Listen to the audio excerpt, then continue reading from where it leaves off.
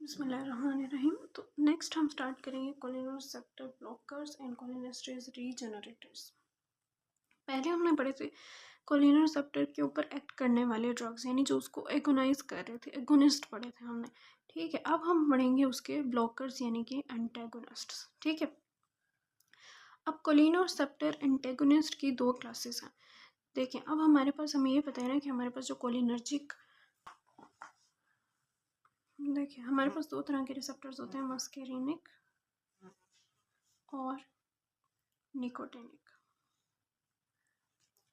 हमने जो एगोनिस्ट पढ़े थे वो भी इन दोनों के ही पढ़े थे, लेकिन हमने कहा था एगोनिस्ट लेस स्पेसिफिक है।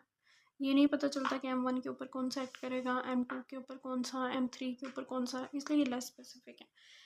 लेकिन जो हमने कहा था उसी चैप्टर में मैंने आपको ये बात बताई कि जो एंटेगोनिस्ट्स हैं वो मोर स्पेसिफिक हैं।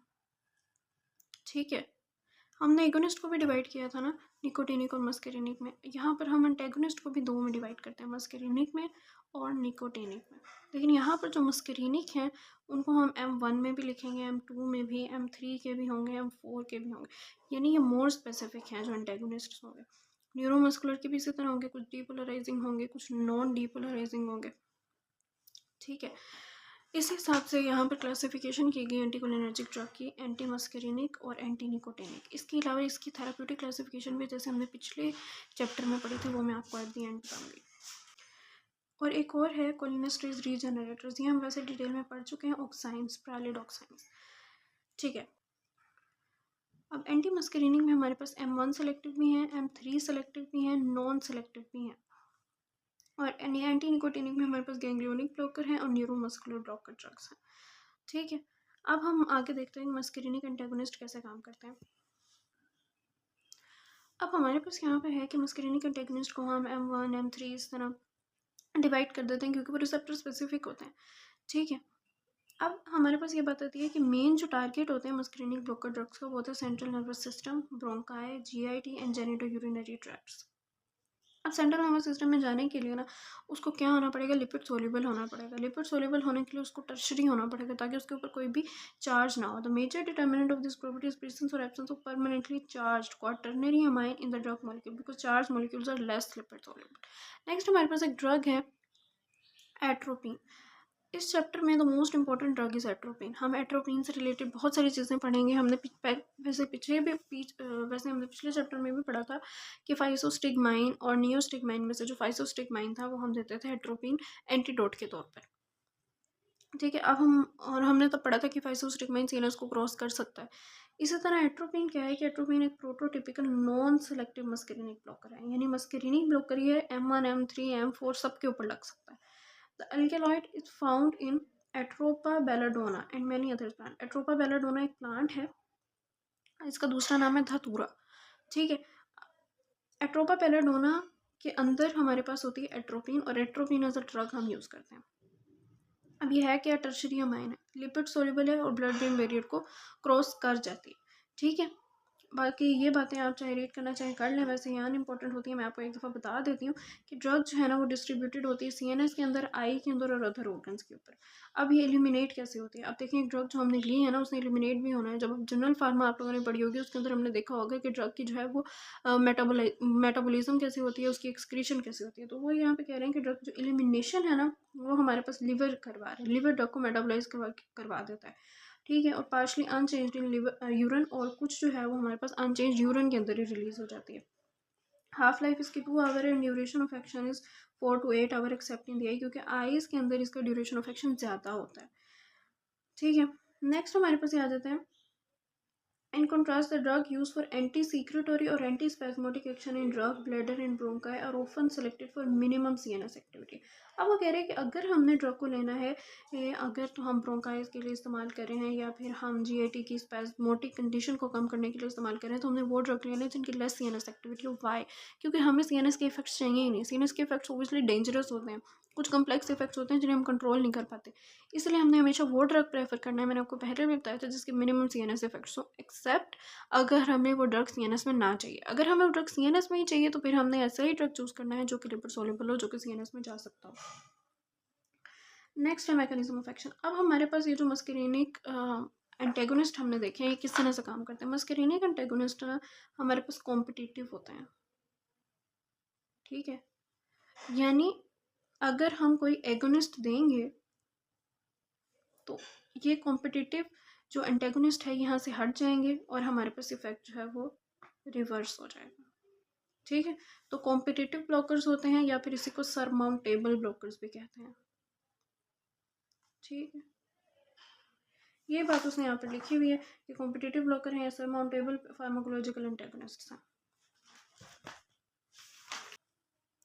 अब देखिए नेक्स्ट हमारे पास हाई यील्ड टर्म्स में ना आपने एक देख लेना है atropine fever, atropine flush, cycloplegia. Cycloplegia मैंने आपको पहले भी बताया था, एक होता है साइक्लोस्पैज्म, एक होता है साइक्लोप्लेजिया। साइक्लोस्पैज्म हम कहते हैं जब मसल जो है वो एक फिक्स स्टेट में चला जाता है, ठीक है। सपोज कॉन्ट्रैक्शन के फिक्स स्टेट में चला गया, ठीक है, तो उसको हम कहते हैं साइक्लोस्पैज्म। साइक्लोस्पैज्म हमारे पास कौन करवा रहा था, हमने कहा था साइक्लोस्पैज्म हमारे पास मस्करीनिक एगोनिस्ट करवाते हैं, और साइक्लोप्लेजिया मस्करीनिक एंटागोनिस्ट करवाते हैं। इसमें पैरालिसिस हो जाती है अकोमोडेशन की, ठीक है, inability to focus on close object. Next हमारे पास है atropine fever and atropine flush. Atropine fever क्या होता है, एट्रोपिन की वजह से ना हमारे पास एट्रोपिन हमारे पास ऑब्वियसली मस्करीनिक एंटागोनिस्ट है ना, तो ये स्वेटिंग को इनहिबिट कर देती है। स्वेटिंग को इनहिबिट कर देती है ना जब, तो बॉडी का टेम्परेचर रिलीज नहीं हो पाता, तो बॉडी जो है वो गर्म हो जाती है, तो इसको हम कहते हैं एट्रोपिन फीवर। और एट्रोपिन फ्लश जिसमें क्यूटेनियस वेजोडाइलेशन हो जाती है आर्म्स की और अपर टॉर्सो की, और इसकी वजह से हमारे पास जो है वो redness of the face, redness of the arms इस तरह हो जाता है, तो इसको हम कहते हैं एट्रोपिन फ्लश। एट्रोपिन फीवर क्या होता है, एट्रोपिन फ्लश क्या होता है, ये आगे मैकेनिज्म में आप लोगों को समझ आ जाएगा। अब है हमारे पास इनके इफेक्ट्स।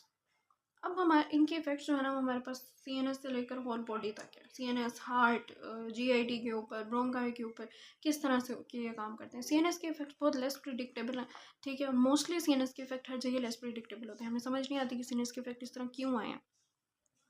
इसके अलावा इसके कार्डियोवैस्कुलर इफेक्ट्स हैं। कार्डियोवैस्कुलर इफेक्ट जो है ना वो कहते हैं, अब हम देखते हैं कि हार्ट के ऊपर मस्करीनिक एंटागोनिस्ट कैसे काम करते हैं। मस्करीनिक एंटागोनिस्ट पहले जो है वो ब्रेडिकार्डिया कराते हैं,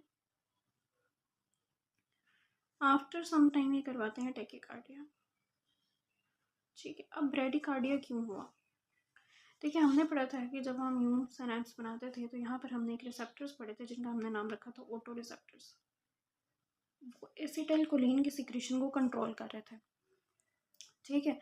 यानी असल में वो एसिटाइलकोलिन के ऊपर नेगेटिव इफेक्ट दे रहे थे कि एसिटाइलकोलिन रिलीज ना हो, इनको हमने कहा था ऑटो रिसेप्टर्स। इसके अलावा यहाँ पर पोस्ट सिनेप्टिकली हमारे पास जो रिसेप्टर पड़े थे इनका नाम हमने रखा था पोस्ट सिनेप्टिक रिसेप्टर। सबसे पहले जब हमारे पास मस्करीनिक एंटागोनिस्ट आते हैं, कोई भी मस्करीनिक एंटागोनिस्ट है, ठीक है, वो ऑटो रिसेप्टर के ऊपर एक्ट करता है। ऑटो रिसेप्टर के ऊपर एक्ट करने की वजह से ये इनहिबिटरी इफेक्ट ख़त्म हो जाता है और एसिटाइलकोलिन जो है ना वो बहुत ज़्यादा बढ़ जाती है। उसके बढ़ने की वजह से हमारे पास क्या इफेक्ट आता है, ब्रेडिकार्डिया का इफेक्ट, क्योंकि एसिटाइलकोलिन मस्करीनिक एगोनिस्ट के तौर पे काम करती है, पैरासिम्पैथोमाइमेटिक एक्टिविटी करवाती है, ठीक है, जिसकी वजह से हमारे पास हार्ट रेट कम हो जाता है, ठीक है।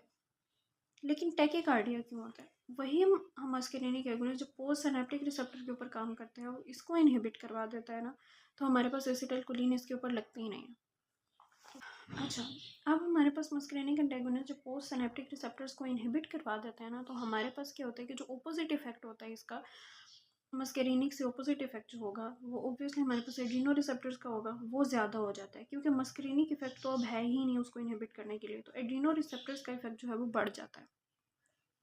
इसीलिए मस्करीनिक एंटागोनिस्ट अगर पोस्ट सिनेप्टिक रिसेप्टर्स को इनहिबिट करते हैं तो हमारे पास होता है टैकीकार्डिया, क्योंकि एड्रीनो रिसेप्टर्स क्या करवाते हैं, टैकीकार्डिया, ठीक है। और अगर ये हमारे पास ऑटो रिसेप्टर्स को इनहिबिट कर दे तो हमारे पास होता है ब्रेडिकार्डिया। अब कब टैकीकार्डिया होगा, कब ब्रेडिकार्डिया, लो डोजेस पर ब्रेडिकार्डिया एंड हाई डोजेस पर टैकीकार्डिया, ठीक है। ये बात समझ में आ गई। अब हमारे पास आ जाते हैं ये हमने देख लिया कार्डियोवास्कुलर इफेक्ट्स। नेक्स्ट है हमारे पास M1 selective agents can be use for particular CNS movement condition and may be somewhat selective in GI track. M1 selective, क्योंकि M1 हमें पता है कि M1 कहाँ पर होता है, ये स्टमक के ऊपर होता है और वो हमारे पास एसिडिक सिक्रीशन करवाता है। ठीक है, ये हमने पढ़ा था ना। और कॉन्ट्राइंडिकेशंस भी हमने मस्करीनिक एगोनिस्ट की पढ़ी थी। M1 एगोनिस्ट जो है वो GERD के पेशेंट को नहीं दे सकते। इसी तरह M1 एंटेगोनिस्ट अगर हम देना चाहेंगे तो वो हम GERD के पेशेंट को दे सकते हैं। इसी तरह M1 सेलेक्टिव कहाँ पर है, CNS के ऊपर है और GIT ट्रैक के ऊपर है। नेक्स्ट है हमारे पास इसके क्लिनिकल यूजेस। अब क्लिनिकल यूजेस उसने कहा है कि उसने थेराप्यूटिकली डिस्क्राइब किए हुए हैं। इसको हम वैसे टेबल 8.1 से भी करेंगे, लेकिन पहले जो है हम टेक्स्ट को रीड करेंगे। सबसे पहले हम स्टार्ट करते हैं CNS से। अब CNS के अंदर सबसे पहले एक ड्रग है जिसका नाम है स्कोपोलामीन। स्कोपोलामीन ना मोशन सिकनेस के लिए इस्तेमाल किया जाता है। ठीक है, मोशन सिकनेस क्या होती है, जैसे बस में बैठते हुए इंसान को महसूस होता है कि उसको उल्टियाँ आ रही हैं। ठीक है, बस में नहीं बैठ सकता वो, तो ये जो डिजीनेस फीलिंग होती है इसको हम कहते हैं मोशन सिकनेस। अब ये मोशन सिकनेस के लिए कैसे इफेक्टिव है? It is one of the most effective agent available for this condition, altering endolymph fluid production in cochlear vestibular apparatus of the ear. ठीक है, यानी एंडोलिम्फ जो थी हमारे पास, जो प्रोड्यूस हो रही थी कोक्लियर वेस्टिबुलर अपरेटस के अंदर, उस एंडोलिम्फ को जो है वो ये आल्टर करवा देता है। क्योंकि यही एंडोलिम्फ होता है जो हमारे पास एक्चुअल में वाइब्रेशंस को डिटेक्ट करे। तो जब वाइब्रेशंस बहुत कम डिटेक्ट होंगी तो हमें मोशन सिकनेस की फीलिंग भी नहीं आएगी। इसके अलावा ये ट्रांसडर्मल पैच के तौर पर भी इस्तेमाल होता है। इसके अलावा हमारे पास ड्रग हैं बेंस्ट्रोपीन, बाइपेरिडिन एंड ट्राईहेक्सीफेनाइडाइल। ये समवट M1 सेलेक्टिव है और ये हम जो है रेस्टिंग ट्रेमर्स पार्किंसोनिज्म के लिए ट्रीटमेंट के लिए इस्तेमाल करते हैं। कैसे? पार्किंसोनिज्म के ट्रीटमेंट के लिए हमारे पास जो एंटीकोलिनर्जिक ड्रग्स हैं, पार्किंसन के ट्रीटमेंट के लिए एंटीकोलिनर्जिक ड्रग्स कैसे इस्तेमाल होते हैं? देखिए, अगर किसी पेशेंट को पार्किंसोनिज्म है ना, तो दो तरह की चीज़ें होती हैं। एक तो उसके पास डोपामीन कम हो जाता है और एसिटाइलकोलिन उसके बदले में बढ़ जाता है, क्योंकि एसिटाइलकोलिन एक्चुअल में डोपामीन को कम करवा रहा होता है। अगर डोपामीन पहले से कम है तो एसिटाइलकोलिन बढ़ जाता है। उस पेशेंट के अंदर डोपामीन कम हो जाता है और एसिटाइलकोलिन बढ़ जाता है। क्या मैकेनिज्म है, क्या फिनोमेना है, वैसे आप CNS के अंदर पढ़ लेंगे। मेन बात यह है कि डोपामीन कम और एसिटाइलकोलिन ज़्यादा, क्योंकि डोपामीन एसिटाइलकोलिन का एंटागोनिस्ट होता है। जब डोपामीन ही नहीं होती तो एसिटाइलकोलिन बढ़ता चला जाता है। ऐसे पेशेंट को हम दो तरह के ड्रग से ट्रीट करते हैं। या तो हम उसको सिंथेटिक डोपामीन देते हैं, जैसे हम उसको लीवाडोपा देते हैं। ठीक है, जो कि डोपामीन में कन्वर्ट हो जाती है विद कार्बिडोपा। ठीक है, कार्बिडोपा क्यों देते हैं? ताकि लीवोडोपा जो है वो हमारे पास पेरिफेरी में ही डोपामीन में कन्वर्ट ना हो जाए, CNS में जाके डोपामीन में कन्वर्ट हो। उसके अलावा उसी पेशेंट को हम एंटीकोलिनर्जिक ड्रग्स भी देते हैं, क्योंकि हमें एक मकसद है हमारे डोपामीन को बढ़ाना और एक मकसद है एसिटाइलकोलिन को कम करना। इसीलिए हम उस पेशेंट को एंटीकोलिनर्जिक ड्रग देते हैं। पर एंटीकोलिनर्जिक ड्रग M1 सेलेक्टिव क्यों होंगे? क्योंकि M1 सेलेक्टिव होंगे तो बेटर CNS इफेक्ट देंगे। हमने पढ़ा था कि M1 जो है मोर CNS के ऊपर होते हैं। ठीक है, इसीलिए हमने ये जो बाइपेरिडिन पढ़े हैं, ट्राईफेनाइल हेक्सिडिल पढ़ा है, ठीक है, और बेंस्ट्रोपीन पढ़ा है। ये सारे हम जो है वो पार्किंसोनिज्म के ट्रीटमेंट में इस्तेमाल करते हैं। और पार्किंसोनिज्म की हमारे पास बहुत सारे साइन एंड सिम्टम्स होते हैं। उनमें से भी जो रेस्टिंग ट्रेमर होता है ना, उसके ट्रीटमेंट के लिए इस्तेमाल करते हैं। ठीक है,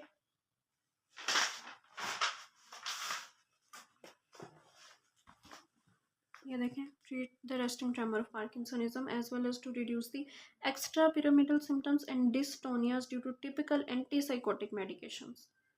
ठीक है, हो जाते हैं। एंटीसाइकोटिक मेडिकेशंस हम देते हैं पेशेंट को, जैसे किसी को बाइपोलर डिसऑर्डर होता है। ठीक है, उसको उसके अंदर फिर हमारे पास क्या होना शुरू हो जाते हैं, उन एंटीसाइकोटिक मेडिकेशंस की वजह से डोपामीन का लेवल कम होना शुरू हो जाता है। उनके इफेक्ट्स होते हैं, आप CNS में पढ़ेंगे। उस इफेक्ट को मेंटेन करने के लिए हम एसिटाइलकोलिन के वैल्यू को भी कम कर देते हैं। ठीक है, और उसकी वजह से हमारे पास जो एक्स्ट्रा पिरामिडल साइड इफेक्ट्स होते हैं, डिस्टोनियाज हुए होते हैं। डिस्टोनियाज यानी कि अब नॉर्मल बॉडी मूवमेंट्स जो हो रही होती हैं वो कम हो जाती हैं। These agents do not replace the effect of levodopa but are effective as adjuncts. Obviously levodopa के इफेक्ट को तो रिप्लेस नहीं कर सकते, वो तो डोपामीन के को बढ़वा रहे हैं ना, लेकिन हम इसको एज एन एडजंक्ट ज़रूर देते हैं। इसके अलावा नेक्स्ट है हमारे पास आइज़ के ऊपर। अब हमें पता है कि मस्करीनिक एगोनिस्ट आई के ऊपर क्या करवा रहे थे, मायोसिस करवा रहे थे। ठीक है, और हमारे पास जो है वो साइक्लोस्पैज्म करवा रहे थे। अच्छा, हमें ये पता है कि मस्करीनिक एगोनिस्ट जो है वो हमारे पास मायोसिस करवा रहे थे और अकोमोडेशन करवा रहे थे फॉर नियर विजन। ये बिल्कुल ऑब्वियसली उसके ऑपोजिट इफेक्ट देंगे। एंटी मस्करीनिक जो है हमारे पास मिड्रियसिस करवाएंगे। ठीक है, अब हमने ये पढ़ा था कि मायोसिस क्यों हुई है, क्योंकि हमारे पास जो आइरिस के अंदर सर्कुलर मसल्स थे वो हमारे पास कॉन्ट्रैक्ट कर रहे थे और हमारे पास जो सिलियरी मसल्स थे उसके कॉन्ट्रैक्शन की वजह से जो लिगामेंट्स थे वो रिलैक्स कर रहे थे। कि जो हमारे पास आइरिस है उसका जो सर्कुलर मसल है वो हमारे पास क्या करवा रहा है, कॉन्ट्रैक्शन, और सीलियरी मसल भी कॉन्ट्रैक्ट। इसके कॉन्ट्रैक्शन से हो रही है मायोसिस और इसके कॉन्ट्रैक्शन से हमारे पास हो रही थी थिक लेंस। सही है। अब हमने ये था मस्करिनिक एगोनिस्ट। एंटेगोनिस्ट क्या करवाएगा, सर्कुलर मसल को रिलैक्स करवा देगा और रिलैक्सेशन से हो जाएगी मिड्रियसिस, बिल्कुल सिंपैथोमाइमेटिक इफेक्ट आ जाएगा। वो भी तो मिड्रियसिस करवाते हैं ना, ठीक है। और सिलियरी मसल्स की जो है वो के साथ क्या होता है कि उसका साइक्लोप्लेजिया हो जाता है, पैरालिसिस फॉर अकोमोडेशन।